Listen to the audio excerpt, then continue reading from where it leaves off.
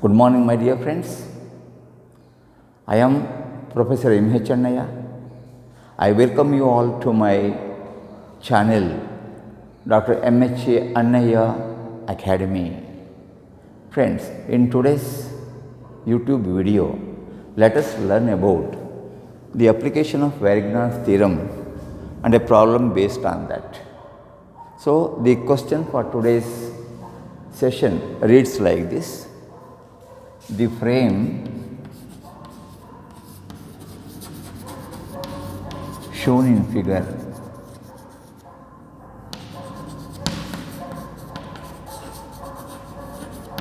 is subjected to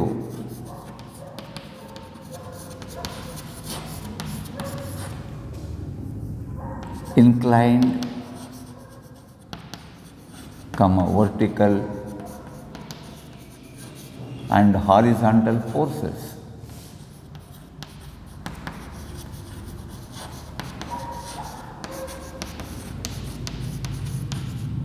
Determine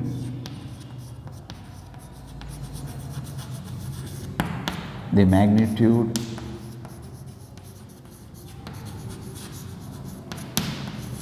direction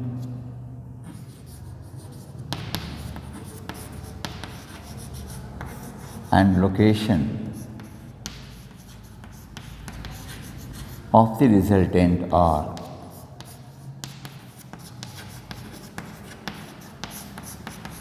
Resultant, say capital R.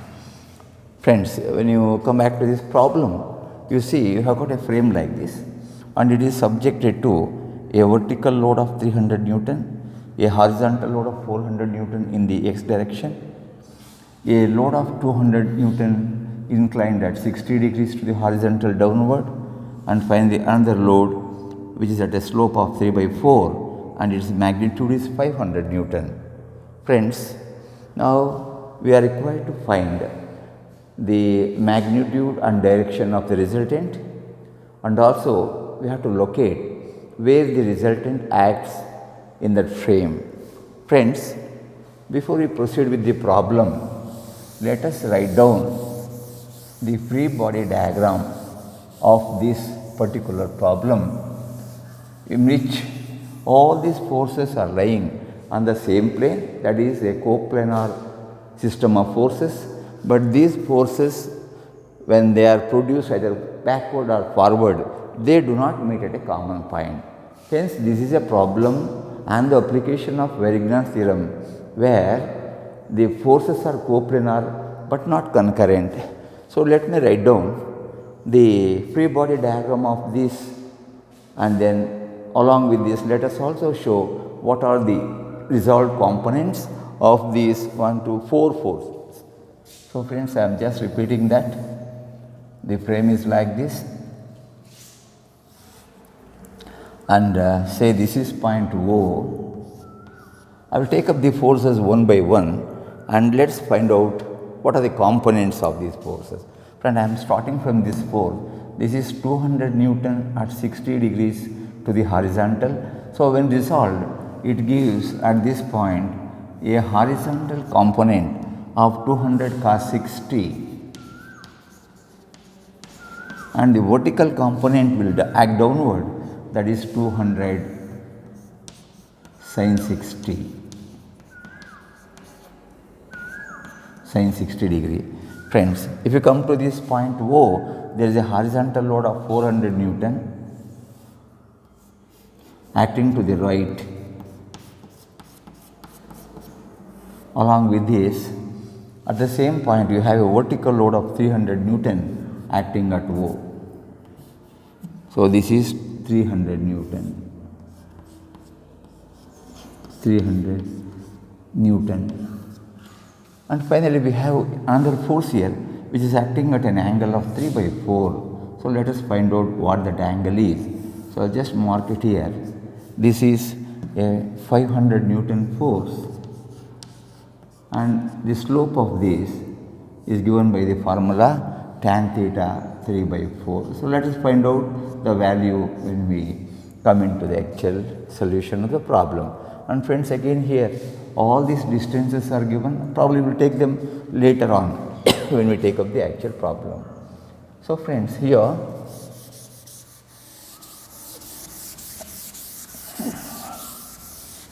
so the forces are resolved in the horizontal and vertical direction, and he is asking us to find out what should be the value of the resultant of all these forces. So this is 3 meters. So we may forget later on. This is also 3 meter, and these extensions are 1.5 meter each. So this is 1.5 meter. And this is again 1.5 meter. So all the distances are given in meter. So should get the answer in meter units. Friends, to find out the resultant of the system of forces, we need to calculate what is the summation of the horizontal forces as well as that of the vertical forces. And if we take up the summation of the horizontal forces, friends, we have like this. Before that, let us write down what are the components of this. So instead of this, I can show here as if this angle is taken as theta or this angle is theta, both are same. So we can take this angle as theta dash and say tan theta dash. Tan theta dash is opposite by adjacent side, that is 3 by 4. And if you calculate this theta dash is tan inverse of this 3 by 4, and that works out to 36.97 degrees. 36.97 degrees. And before you find out the sigma h, let us write down the components of this. This is 500 cos theta dash, 500 sin theta dash. So you will have the horizontal component 500 cos theta dash, 500 cos 36.97. The vertical component will be here, that is 500 sin of that, sin 36.97 degrees. Friends, let us move on to the calculation of these horizontal forces. So the summation of the horizontal forces sigma h is equal to, see friends, if you look at the free body diagram, you have a horizontal force of 200 cos 60, another horizontal force of 400 cos 60, both are acting to the right of this O, and hence we can take them as positive, and there is a horizontal component acting to the left of O, this we can take it as negative. So this will be this plus this minus this. So we can write it as 200 cos 60 plus this 400 Newton, and this is acting to the left, 500 cos minus 500 cos 36.97, that is the value of theta dash. So friends, if you simplify, you will get this sigma h equal to 100 Newton. So this is sigma h, the summation of the horizontal forces. Friends, on the same lines, let us find out what is the summation of all the vertical forces, that is sigma v, we will find out. Coming to this diagram, friends, you have a vertical load of 300 Newton acting at O, the upward direction.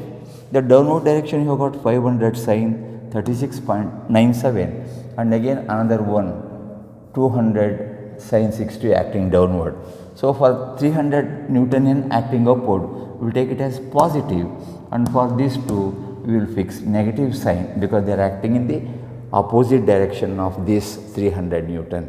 So we can write this as 300 positive because it is acting upward. Then the only upward force is downward is 500 sin minus 500 sin 36.97, that is theta dash, minus other force in the vertical direction is 200 sin 60, 200 sin 60.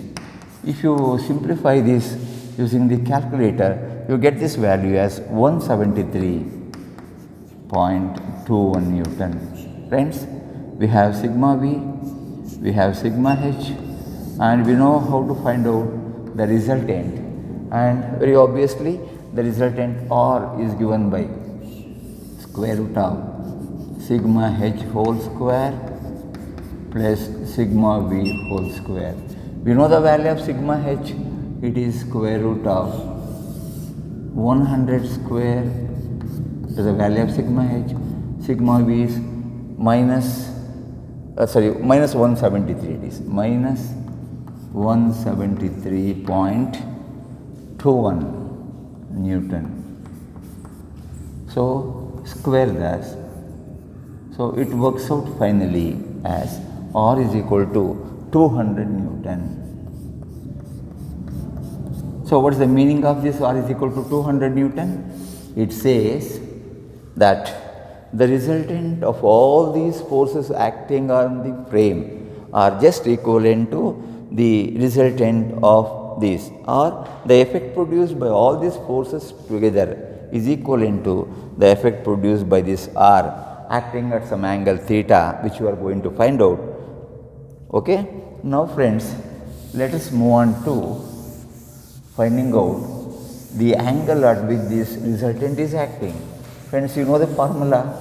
The direction of the resultant is given by the formula direction theta, will find out, is given by the formula tan theta is equal to sigma V by sigma H.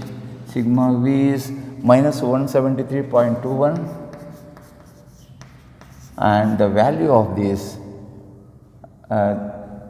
sigma H is 100 Newton, and if you simplify friends, you get theta is equal to tan inverse of this value, and that works out to minus 60 degree. This is the value of theta. We have theta, we have the inclination, direction of this inclination of the resultant. Then friends, finally you will have to find out where does this resultant acts, or in other words, the location of the resultant is required to be calculated. For that friends, since it is a system of coplanar non-concurrent forces, we are going to use the equation of Verignan or Verignan's theorem, which states that the moment of the resultant is equal to the summation of all the resultant of all individual forces. That is to say, if R is the resultant and X is the distance where it is acting, this R into X will give you the moment of the resultant, which is to be balanced by the moment due to all these forces. So friends, let us start from the point O about which you are taking the moments. Please look at the board clearly. See friends, when you take moments of these forces about O, it is very obvious that 300 Newton and 400 Newton forces are passing through O, the point about which you are taking moment, and hence these do not produce any moment, because even though you have a food, you do not have any distance from that. So the moment due to this is 0, the moment due to this is 0. We will move on to this one. Friends, here this 500 cos 36.974 gives an anti-clockwise moment. Again, this also gives you an anti-clockwise moment. Okay? Whereas this gives a clockwise moment about O, this gives a clockwise moment. So we can say the clockwise moment of these two forces, and this will give you the anti-clockwise moment.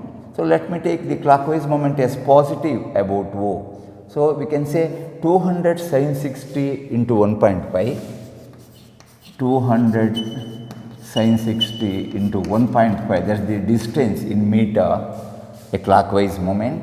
Then 200 cos 60, again a positive moment, 200 cos 60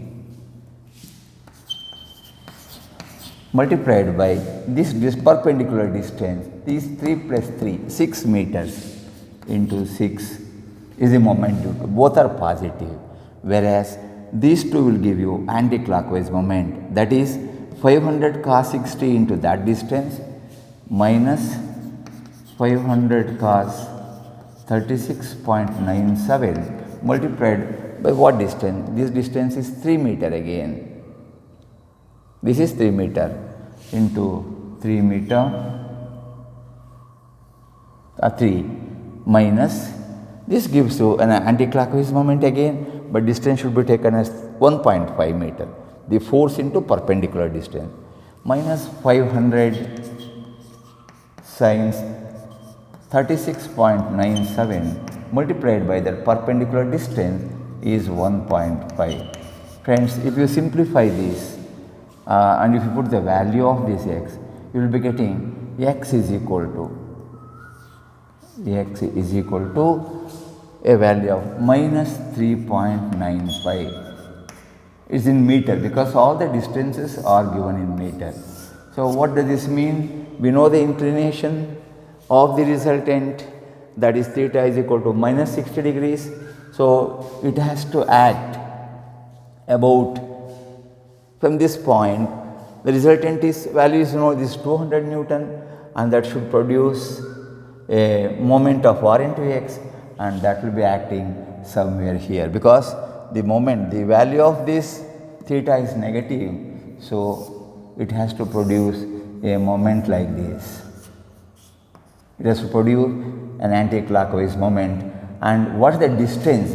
The distance between the point O and this resultant R, this distance is given equal to the value x 3.95. Friends, I hope you have followed the problem and the application of this moment of a force.